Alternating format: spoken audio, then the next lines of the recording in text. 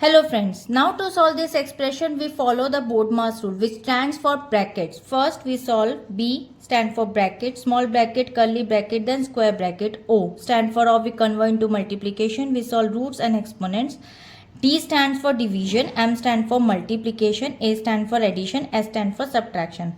According to this BODMAS sequence, we'll break it down this expression by the step-by-step solution. Now first step says, first we solve division. Division part is 9 divided by 9 is equal to 1. And according to this step, BODMAS says division must be performed before multiplication, addition or subtraction. So now the expression becomes 9 plus 9 multiplied by 9 minus 1. Now the second step, multiplication. We multiply the digits first. So 9 multiplied by 9 is equal to 81, and according to this expression becomes 9 plus 81 minus 1.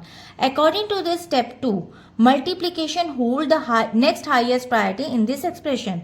So next, third step, addition. First we add the values. 9 plus 81 is equal to 90, and according to this expression becomes 90 minus 1. Third step says addition is performed before subtraction to simplify the remaining terms. So now subtract the values. Finally we subtract the last operation is 89 is the final result. This is the final remaining operations to reach the total value.